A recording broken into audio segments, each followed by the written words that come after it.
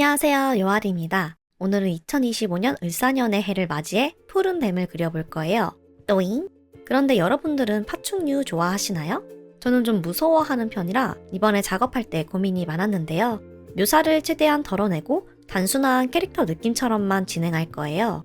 이렇게 귀여운 뱀 친구들도 있으니 굴곡은 신경 쓰지 않고 귀엽게 동그란 얼굴을 그려주고 눈은 최대한 널찍하게 벌려줄 거예요.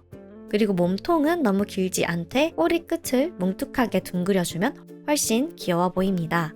그 김에 뱀들이 하고 있는 목 리본도 조금씩 모양을 다르게 해주었어요. 지금까지는 러프 스케치 과정이었고 이제 선을 따줄 건데요. 살짝 거칠지만 브러쉬 두께를 너무 두껍지 않게 해서 러프 선을 따라 그려주는데 꼭 선 끝과 끝이 만나게 도형처럼 다 닫아줄 필요 없이 낙서인 듯 아닌 듯 자유로운 느낌으로 갈게요. 비슷한 느낌으로 나머지 뱀들도 쭉 선을 따주고요. 이 열매 같은 건 뱀이 자주 다니는 곳에서 자란다고 하는 뱀딸기라는 건데요. 꾸밈 요소로 같이 그려줄게요. 그리고 꽃 같기도 한 이런 장식을 넣을 건데요. 저는 뱀과 별을 메인으로 택해서 빛처럼 표현해 볼 거예요. 지금 그리는 별은 5개의 각이 비대칭이어도 눈에 띄도록 좀 더 길쭉하고 정리된 느낌으로 그려줍니다.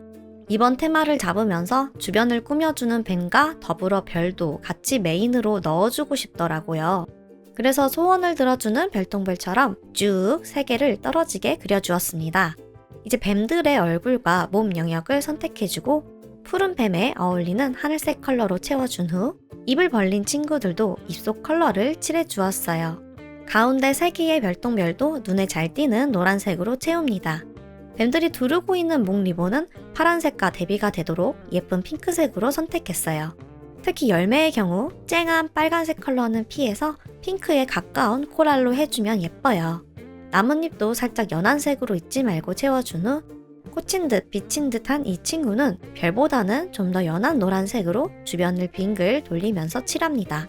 그리고 아직 안 채워진 별들이 남아있죠? 얘네는 별끼리 같은 색이 아니라 여러 가지 색깔을 비규칙적으로 채울 건데요. 별의 선 레이어 위에 마스킹 레이어를 추가해서 면보다 좀 더 진한 컬러로 넣어 이 친구들만 선 컬러를 넣어서 배경이 되도록 살짝 눌러주는 느낌을 줄 거예요.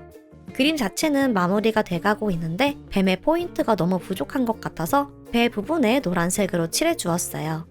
배경을 어떻게 갈까 고민하며 처음엔 무난한 연노란색을 깔아봤는데 딱 이거다라 느낌이 없어서요. 꾸며봤는데도 계속 묘해서 이번엔 선 없이 면으로만 작은 별들을 그려서 꾸미고 색을 한참 고민하면서 바꿔보다가 뭉그란 빗무리 브러쉬를 이용해 하늘색으로 깔아주니 딱이다 싶어서 이대로 투명도를 낮추어 마무리했어요.